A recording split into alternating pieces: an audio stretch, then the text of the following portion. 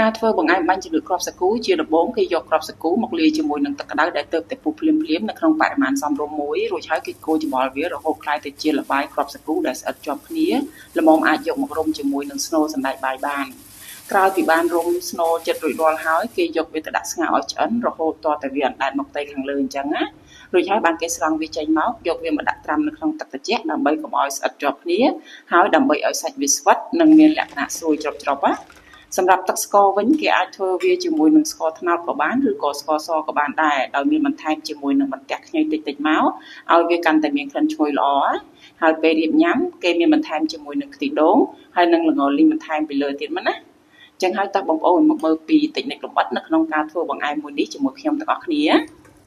ាជាដំបូងខ្ញុំរៀបចំធ្វើស្នូលសណ្តែកបាយមុនគេដោយខ្ញុំយកសណ្តែកបាយអស់សំបកចំនួន2ខាំមកលាងទឹកឲ្យបានស្អាតល្អឲ្យវាអស់លក្ខពណ៌លឿងៗសិនណាការលាងសណ្តែកបាយនេះអត់កំណត់ថាត្រូវលាងប្រមាណទឹកទេសំខាន់គឺយើងត្រូវលាងរហូតតតែទឹកលាងវាឡើងស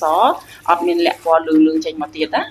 ាហើយសម្រាប់សណ្តែកបាយដែលបានលាងទឹកស្អាតហើយនេះខ្ញុំអត់ទាន់យកវាទៅចម្អិនភ្លាមៗទេខ្ញុំយកវាទៅដាក់ត្រាំទឹកចោលប្រហែលជា2ម៉ោងទៅឲ្យវារីកគ្រាប់ធំជាងមុនបន្តិចនេះគឺជាសណ្តែកបាយដែលបានដាក់ត្រាំទឹកឡើងរីកគ្រាប់ហើយជាធម្មតាសណ្តែកបាយហ្នឹងកាលណាយើងដាក់ត្រាំទឹកចោលវាតែងតែមានធំក្លិនដុះតិចៗណាចឹងហើយខ្ញុំស្រង់វាចេញមកយកវាមកលាងទឹកបន្ថែមទៀតឲ្យវាអស់ក្លិនឲ្យវាបានស្អាតល្អឥឡូវនេះខ្ញុំយកសណ្តែកបាយហ្នឹងមកដាក់ដាំឲ្យឆ្អិនណាសណ្តែកបាយនេះខ្ញុំដាំវាដូចជាការដាំបាយធម្មតាដែរដោយខ្ញុំបន្ថែមទឹកចូលចំនួន1លីត្រហើយខ្ញុំមានបង់ស្លឹកតើយចំនួន2សន្លឹកបន្ថែមទៀតមកដើម្បីឲ្យបាយសណ្តែកដាំចេញមកមានក្លិនឈ្ងុយល្អខ្ញុំដាក់ដាំបាយសណ្តែកហ្នឹងឲ្យវាឡើងពុះសិនមកហើយសណ្តែកបាយនេះពេលដែលវាពុះហើយបងប្អូនត្រូវប្រញាប់បន្ថយភ្លើងឲ្យតូចភ្លាមណាតាមមិនអញ្ចឹងវានឹងពុះហៀចេញមកក្រៅឆ្នាំងប្រឡាក់ឆ្នាំងអស់ហើយណាបន្ទាប់មកទៀតខ្ញុំដាក់រំងាស់វាចោលនៅលើភ្លើងតិចៗទៅប្រហែលជា5នាទីដើម្បីឲ្យសណ្តែកបាយនេះវារីកគ្រាប់ធំជាងមុនបន្តិចណារួចហើយបានខ្ញុំលើកវាយកមកជាត់ទឹកចេញមកទុកតែបន្តិចទេសម្រាប់ផ្ងំបាយសណ្តែកហ្នឹងឲ្យវាបានឆ្អិនល្អបាយសណ្តែកនេះបើសិនជាចង់ឲ្យវាជ្រាយបងប្អូនអាចទុកទឹកឲ្យរៀងច្រើនណាអញ្ចឹងហើយបងប្អូនចង់ដាំវាជ្រាយឬក៏រៀងស្រួយអាស្រ័យលើការចូលចិត្តរបស់បងប្អូនហើយសម្រាប់ឆ្នាំងដាំបាយសណ្តែកនេះបងប្អូនគួរប្រើឆ្នាំងដែលមានបាតក្រាស់ៗបានបាយសណ្តែកដាំចេញមកវាបានឆ្អិនវាអត់មានខ្លោចបាតឆ្នាំងណា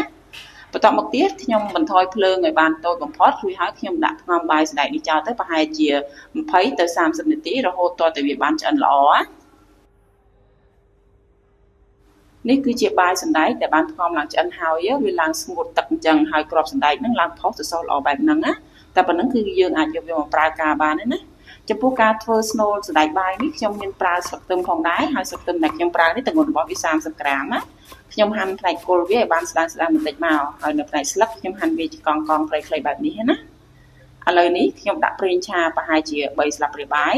ដើម្បីដាក់រំលីងគល់ស្លឹកខ្ទឹមណាខ្ញុំរំលីងគល់ស្លឹកខ្ទឹមហ្នឹងនៅលើភ្លើងតិចៗមកស្ទុះទៅឲ្យវាចេញក្លិនឈ្ងុយនិងឲ្យវាស្រពាប់បន្តិចសិនមកហើយបន្ទាប់មកទៀតបានខ្ញុំដាក់បាយសណ្តែកហ្នឹងចូលកូរជាមួយគ្នាមកណា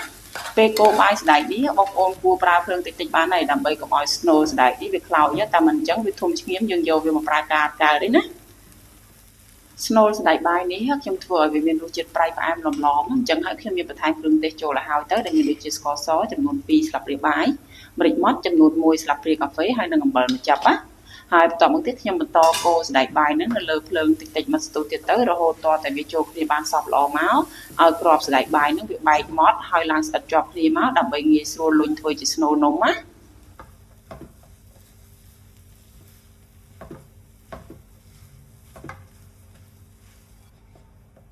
នេះបងប្អូនបាយសណ្តែកនេះពេលដែលកូរបានប៉ុណ្្នឹងហើយបាទខ្ញុំបន្ថែមស្លឹកខ្ទឹមចូ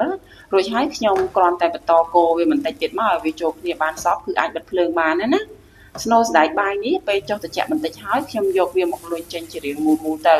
ៅជាក់ស្ដែងទំហំស្នូលដែលខ្ញុំធ្វើនេះមិនសូវជាធំប្រហែលទេទម្ងន់របស់វាប្រហែលជា15ក្រាមតែប៉ុណ្ណោះបាយសណ្តែកនេះពេលដែលវាកាន់តែត្រជាក់វាកាន់តែស្ងួតណាអញ្ចឹងហើយបងប្អូនកុំទុករហូតតតែវាត្រជាក់ទាំងស្រុង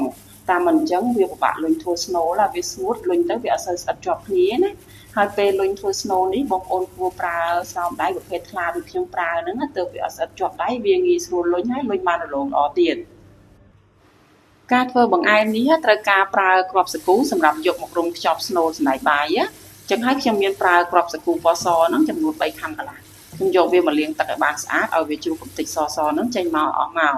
ហើយបន្តមកទៀតខ្ញុំក៏មានប្រើគ្រាប់សាគូពណ៌បៃតងរសជាតិតយហ្នឹងចំនួន1ខាំកន្លះផងដែរដើម្បីឲ្យបង្អែមដែលធ្វើចេញមកវាមានពណ៌ចម្រុះស្អាតល្អគ្រាប់សាគូដែលបានលាងទឹកហើយនេះខ្ញុំទុកវាឲ្យស្រក់ទឹកចេញមកអស់សិនមកបន្តមកទៀតខ្ញុំប្រើទឹកក្តៅដែលទើបតែដាំពុះថ្មីចាក់លាយជាមួយនឹងគ្រាប់សាគូហ្នឹងពេលចាក់ទឹកក្តៅចូលបងប្អូនចាក់វាចូលតិចៗបានហើយលៃមកល្មមសម្រាប់ឲ្យគ្រាប់សាគូនឹងរីកគ្រាប់ហើយនឹងអាចស្រូបទឹកនឹងអស់ណារួចហើយខ្ញុំកូរច្របល់វាមកស្ទុះទៅឲ្យគ្រាប់សាគូនឹងឡើងស្ងួតទឹកបន្តិចអញ្ចឹងមកគ្រាប់សាគូនេះបើសិនជាយើងប្រើទឹកក្តៅកាន់តែច្រើនសាច់នំដែលធ្វើចេញមកកាន់តែជ្រេះហើយកាន់តែទន់ណ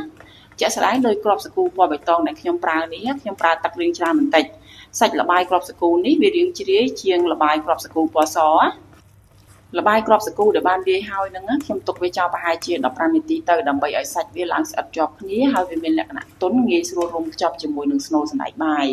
សម្រាប់ការខ្ចប់ជាមួយនឹងស្នូលសណ្តែកបាយហ្នឹងជាដំបូងខ្ញុំយកលបាយគ្រាប់សាគូនៅក្នុងបរិមាណមួយល្មមសម្រាប់រុំស្នូលចិត្តណាខ្ញុំយកវាមកពន្លីឲ្យវាសំប៉ែតស្មើរួចហើយបានខ្ញុំយកស្នូលសណ្តែកបាយមកដាក់ចំកណ្ដាលហើយខ្ញុំរុំលបាយគ្រាប់សាគូហ្នឹងឲ្យជិតស្នូលមកណាពេលរុំស្នូលនេះបងប្អូនគួរពិនិត្យមើលកុំឲ្យមានផ្នែកខ្លះស្ដើងផ្នែកខ្លះក្រាស់តាមមិនអញ្ចឹងពេលដែលយើងយកវាទៅស្ងោរទៅផ្នែកដែលស្ដើងហ្នឹងអាចនឹងបែកធ្លាយស្នូលចេញមកក្រៅបានណាការធ្វើបង្អែមនេះខ្ញុំអត់ធ្វើឲ្យសាច់នំនៅខាងក្រៅក្រាស់ពេកទេសម្រាប់នំមួយគឺខ្ញុំប្រើលបាយគ្រាប់សាគូហ្នឹងប្រហែលជា35ក្រាមណាហើយបន្ទាប់ពីបានរុំចិត្តស្នូលស្មើល្អហើយខ្ញុំលុញវាឲ្យវាចេញជារាងមូលអញ្ចឹងណាលបាយគ្រាប់សាគូនេះពេលដែលវាត្រជាក់ទាំងស្រុងហើយវានឹងកាន់តែស្ងួតហើយវាអត់សូវស្អិតជាប់គ្នាល្អទេអញ្ចឹងហើយខ្ញុំមានប្រើជាទឹកក្តៅអ៊ុនៗសម្រាប់ជ្រលក់ឲ្យវាសើមតិចៗមកដើម្បីឲ្យវាស្អិតជាប់គ្នាលបាយគ្រាប់សាគូនេះវារាងស្អិតជាប់ដៃអញ្ចឹងហើយនៅពេលខ្ចប់នំហ្នឹងបងប្អូនគួរប្រើស្រោមដៃផ្លាស្ទិកខ្លះដូចខ្ញុំប្រើនេះប្រភេទស្រោមដៃហ្នឹងវាជួយអត់ស្អិតជាប់ជាមួយនឹងលបាយគ្រាប់សាគូហ្នឹងឯងហើយណាមួយយើងពាក់ស្រោមដៃនេះលុញនំដែលលុញចេញមកវាបានរលោងស្អាតល្អផងដែរហើយចំពោះលបាយគ្រាប់សាគូនេះបន្ទាប់ពីរុំអស់ស្នូលហើយវានៅមានសល់ខ្លះអញ្ចឹងខ្ញុំលុញវាជារាងតូចៗប៉ុនគ្រាប់ឃ្លីដូចជាការធ្វើនំអ៊ីអញ្ចឹងណាបន្ទាប់ពីបានខ្ចប់នំរួចរាល់ហើយខ្ញុំរៀបចំដាំទឹកដើម្បីស្ងោរនំនឹងឲ្យឆ្អិនណាការស្ងោរនំបាញ់ជំនឿគ្រាប់សាគូនេះងាយស្រួលចំណាំឯងពេលដែលវាឡើងឆ្អិនហើយគ្រាប់សាគូនឹងប្រែទៅជាថ្លាក៏ប៉ុន្តែវាអត់ថ្លាទាំងស្រុងទេមើលទៅឃើញមានសនៅចំកណ្ដាលតិចណាវាអត់ជាបញ្ហាទេគឺវាឆ្អិនឯងឲ្យតែវាអណ្ដែតមកផ្ទៃខាងលើចឹងហើយគឺយើងអាចស្រង់វាចេញបានហើយណាសម្រាប់នំដែលបានស្ងោរឆ្អិនអណ្ដែតមកផ្ទៃខាងលើហ្នឹងណាខ្ញុំចាប់ដើមស្រង់វាចេញមកយកវាមកដាក់ត្រាំទឹកត្រជាក់មួយតង់ទៀតយើងធ្វើបែបនេះគឺដើម្បីបន្ថយកម្ដៅវាកុំឲ្យវាកាន់តែឆ្អិនជ្រុលវាកាន់តែជ្រាយណាហើយណាមួយយើងដាក់ត្រាំវានៅក្នុងទឹកអញ្ចឹងគឺដើម្បីកុំឲ្យវាស្អិតជាប់គ្នានំទាំងអស់ហ្នឹងខ្ញុំដាក់ត្រាំវានៅក្នុងទឹកហ្នឹងមកស្ទុះទៅរហូតទាល់តែវាត្រជាក់ហើយខ្ញុំត្រាំវាជាមួយនឹងទឹកកកអញ្ចឹងមកដើម្បីឲ្យសាច់នំកាន់តែស្រួយល្អការងារបន្តមកទៀតគឺការធ្វើទឹកស្ករខ្ញុំប្រើស្ករត្នោតចំនួន2ខាំដោយខ្ញុំយកវាមកកូរនៅលើភ្លើងតិចៗមកស្ទុះទៅឲ្យវាឡើងពណ៌ក្រហមជាងមុនបន្តិចសិនណានៅពេលដែលកូរវាបានស្ទុះទៅវាមានចេញពពុះធំៗមកអញ្ចឹងខ្ញុំចាក់ទឹកចូលបន្តិចទៅដើម្បីមើលថាពណ៌របស់វាចេញមកល្មមហើយឬនៅបើសិនជាថាឃើញពណ៌វាចេញមកល្មមហើយបានខ្ញុំបន្ថែមប្រទះខ្ញីចូលសម្រាប់ខ្ញីនេះទម្ងន់របស់វាកន្លះខាំហើយខ្ញីនឹងដែរបងប្អូនគួរប្រើខ្ញីដែលចាស់ល្អទើបវាមានក្លិនឈ្ងុយខ្ញុំបន្តកូរខ្ញីហើយស្ករត្នោតនឹងមកស្ទុះទៀតទៅរហូតទាល់តែខ្ញីចេញក្លិនឈ្ងុយមកល្អសិនណាបន្ទាប់មកទៀតបានខ្ញុំបន្ថែមទឹកចូលហើយបរិមាណទឹកដែលខ្ញុំប្រើនោះគឺចំនួន1លីត្រណាហើយខ្ញុំមានបន្ថែមស្លឹកតើយ4សន្លឹកផងដែរដើម្បីឲ្យវាកាន់តែមានក្លិនឈ្ងុយល្អ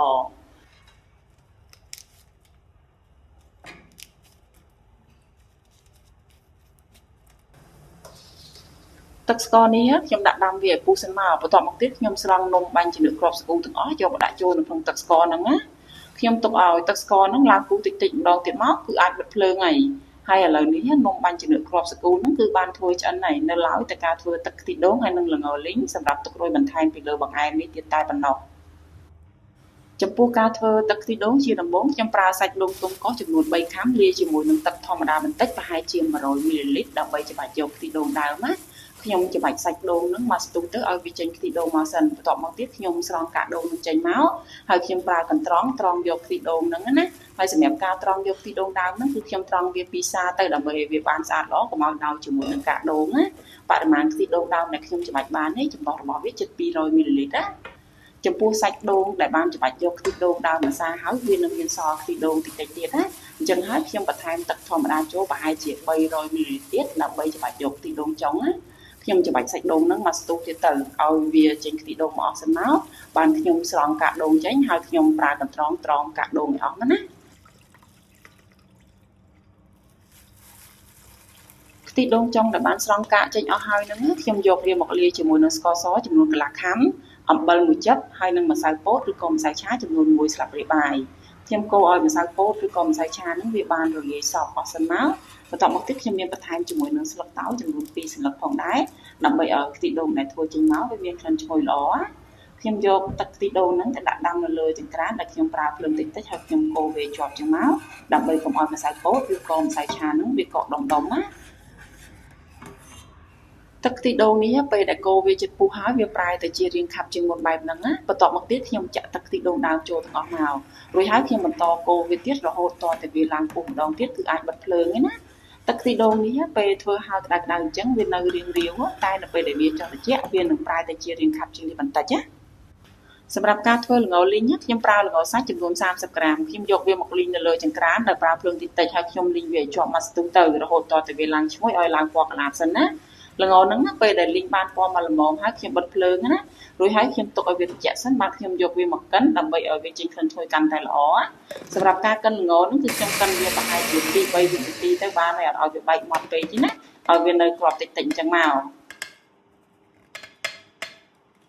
ហើយឥឡូវនេះបងប្អូនការធ្វើបង្អែមបាច់ជាមួយគ្រាប់សាគូហ្នឹងគឺបានធ្វើរួចរាល់ហើយណាបង្អែមនេះយើងអាចញ៉ាំវានៅពេលក្តៅៗអញ្ចឹងក៏បានឬក៏ទុកឲ្យវាត្រជាក់ចាំញ៉ាំក៏បានដែរហើយចំពោះខ្ទិះដូងហើយនិងល្ងលីងហ្នឹងគឺខ្ញុំទុករោយបន្ថែមពីលើនៅពេលដែលបង្អែមនេះទូដាក់ចានរៀបញ៉ាំណាធ្វើបែបនេះវាមានលក្ខណៈងាយស្រួលយើងអាចបន្ថែមវាតិចឬក៏ច្រើនទៅតាមការចូលចិត្តរៀងៗខ្លួន